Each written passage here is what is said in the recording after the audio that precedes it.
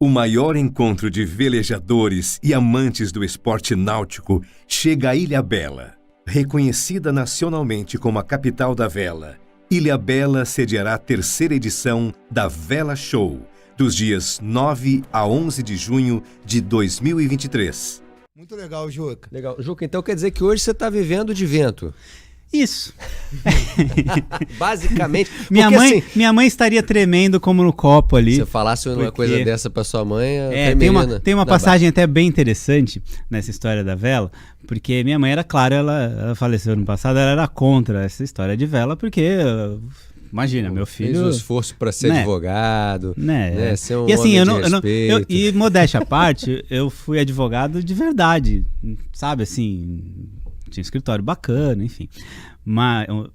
Enfim. E aí, mas tem uma passagem bem legal. Eu recebi eu cheguei um dia para ela em casa e recebi uma homenagem da aeronáutica. Uma medalhinha e um diploma e uma carta lá do comando, agradecendo os relevantes serviços prestados à Força Aérea Nacional. Nossa. Minha mãe chorou, guardou aquilo para ela. Presente seu, mas meu filho, o que você fez para receber essa homenagem? E eu, mãe, questão de segurança nacional, eu não posso contar, mas foi algo muito importante. Aí ela, tá vendo? Eu falo que você tem profissão, essa história de viver de vento não tá com nada, essa história de vela não vai te levar a lugar nenhum, larga disso, menino. E eu fiquei quieto, nunca contei para ela. Como que eu ganhei essa medalha? O coronel Panza, comandante à época da base aérea de Santos, me telefonou: Juquinha, tô com um problema aqui. O comandante da aeronáutica, o brigadeiro, ele vem fazer inspeção à base e ele é velejador. Será que você pode levar ele para velejar? E esses foram os relevantes serviços prestados à Força Aérea Nacional. Levou o comandante, ficou feliz da vida, já é velejador. Sim, era um barco clássico de madeira. Ele estava ganhando medalha da aeronáutica, não era da Marinha. Eu não sou amigo da Marinha. Mas vai ser, eventualmente vai levar mas sou amigo da aeronáutica. Cara, aliás, você falou que levou ele num veleiro clássico. Esse veleiro clássico. Eu fico vendo não sei se parece a imagem para vocês. Parece ali. Nossa imagem de entrada. A imagem de entrada é um barco clássico, eu fico vendo. Vem a lagriminha, porque eu lembro do Malagô. O Malagô foi quando eu comecei a dar aula de vela. Um dos tantos barcos que você teve. Outro dia me perguntaram no Instagram quantos barcos eu já tive. Eu não sei nem quantos que a gente tem hoje. Então, porque... Enfim. Hoje ele é fã do trimarã. Aumentando.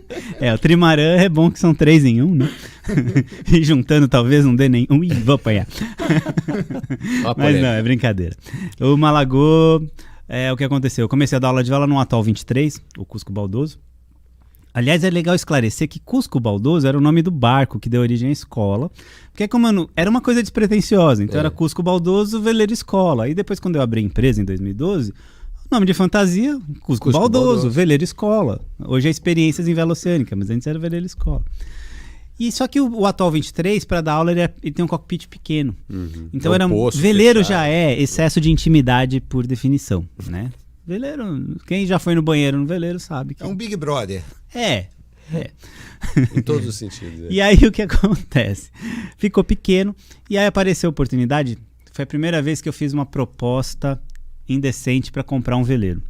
Então o César Pastor, lá de Paraty, estava vendendo um Malagô, um Classe Brasil 40 de madeira, feito em perobinha do campo, maço de pinho de riga. É bom que não entra água. Não, é para quem não...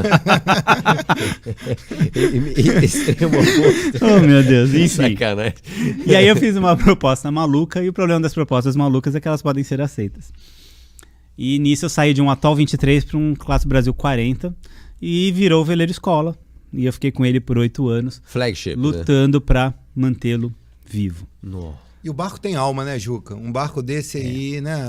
Ele foi o grande amor da minha vida náutica. Foi o grande amor da minha vida. Eu falhei umas 8 vezes por causa desse barco. Teve uma vez interessante que eu caí no conto de, não, você pinta, mas é culpa minha também, você pinta e pode ficar 2 anos sem subir ele no seco. E nessa eu peguei o barco. Isso com a cabeça de um veleiro de fibra. De fibra. Uma infestação de gusano muito séria. E aí o pessoal lá do Clube Internacional de Regatas em Santos me ajudou, o Vander. e achou um estaleiro de pescador lá atrás da Santa Cruz para me ajudar. Então eu subi num estaleiro de barco de pesca. E aí sai um sujeito sem camisa, um cigarrinho que não era natural no canto da boca, só de bermuda. E aí ele, doutor, eu vou marcar com giz todas as tábuas que tiverem que ser trocadas. Aí, quando no final eu falei, escuta, não era mais fácil só marcar o que não era pra trocar, né? E ali foi praticamente outro barco naquele fundo. Mas o legal é que ele foi reconstruído. É só para explicar para quem não conhece, o Clássico Brasil é um barco, né, do Sparkman Stephens, né, um escritório americano muito famoso nos Estados Unidos, obviamente americano, mas ele é um barco da década de 40, né? Um projeto da década de 40 e foram os primeiros veleiros de oceano produzidos em série no Brasil. Exato, e feitos especialmente para fazer a regata Buenos Aires-Rio. Né? Então, os poucos remanescentes, né, que nós temos aqui são praticamente relíquias, né, Juca? Em bom estado, eu acredito que só o cangaceiro, do Guilherme, lá temos Paraty. também, acho que aqui no Rio tem uns dois exemplares. Agora me falha a memória o nome. Pra onde ele foi parar? Onde ele tá agora? Não, eu já conto. Eu já conto que o fim... Assim, deixava eu ficar falando do Malagoa aqui. Porque... Não, é história. Mas foram 8 anos. A gente tem até 6 da manhã. 8 anos de amor e ódio. Fali muitas vezes, motor control. É uma desgraça. Depois ele ficou... Aí teve uma época que durante os 2 últimos anos, eu resolvi o problema do motor. Ele nunca mais quebrou, porque eu não tinha motor a bordo. Era só no pano mesmo. Então, foi legal. Daí que veio o bordão, vamos no pano mesmo. No pano mesmo. Mas por causa do Malagô, com o Cássio, que é seu sócio no Brana, e com a Aruan, eu comprei pela primeira vez um Fast 23, que hoje é nosso também, que é o Grampá. Hoje tem uma frota. Não, isso é lorota. São um deles. Mas foi por causa do Malagô, porque o Malagô ele ficava tanto tempo indisponível para dar aula, que eu falei, como é que eu vou fazer isso? Então a gente comprou um Fast 23, os 3 em sociedade, e virou o barco da escola, né? E hoje é um barco queridinho dos alunos. Até a Joana, outro dia, uma aluna querida nossa, disse que... Tá aqui no chat falando que é sua fã aqui. A Joana, ela disse uma coisa bacana. Ela disse que é o cavalo manso da escola, porque é o barco todo na mão, tudo preparadinho. Eu já vendi ele, recomprei 3 vezes, né? E agora eu já decidi que eu nunca mais vendo ele, porque o Grampá é o Grampá. Tá certo. Só que aí chegou uma hora que 2018 foi um ano complicado para mim. E minha vida passou por alguns problemas e não tinha mais espaço para o Malagô. Eu cheguei a oferecer o Malagô em doação. Olha. Né? Porque ele caiu de novo. Era cruel, porque se você não tem recursos ilimitados, que não é meu caso, muito difícil. É meu caso, né? Eu não tenho recursos limitados. É muito difícil, porque ele cai, levanta, cai, levanta, cai, levanta. Tem que ter um carinho muito grande com o barco. Tem que ter dinheiro. Né? Dinheiro, não é carinho. Carinho a gente tem que ter dinheiro. Eu tinha o Carlos, todo mundo tem marinheiro. Eu tinha o Carlos era um marceneiro fixo do barco. Eu tinha um marceneiro pro barco. E aliás era engraçado, porque ele tinha mais ciúmes do barco que eu, e às vezes ele me chamava de doutor. E eu ficava lá no barco, o doutor, você não vai embora não, tá me atrapalhando, tem que passar verniz. E aí o Facebook dele era muito engraçado, porque ele tirava altas fotos no barco lá, acho que ele levava a mulherada lá. Barcão, ó. É verdade. Não, é um barco que realmente, não todo barco de madeira dá esse trabalho todo, lembrando, mas quase todos. Barco é clássico. Não, é porque não tinha fibra, não tinha epóxi, não tinha resina epóxi, era um barco, o ano era 1961, né? Então... Aí lembrando também, quem quiser mandar uma pergunta aqui pro Juquinha, que não seja sobre trimarã, pode mandar aí no chat aí que a gente vai estar... Catamarã ele ainda dá um jeito. Catamarã pode ser. Não, a gente tá brincando com essa questão do trimarã, porque dentro do grupo, eu faço parte lá do grupo do Juca e no próprio Instagram dele, quando o pessoal quer brincar com ele, vem perguntar sempre sobre trimarã, né? Olha aí. E quando a gente estava fazendo a divulgação do nosso podcast... O pessoal mandava pergunta para ele sobre... Trimarã é simples. Trimarã é muito simples. Não é nem monocasco, nem catamarã.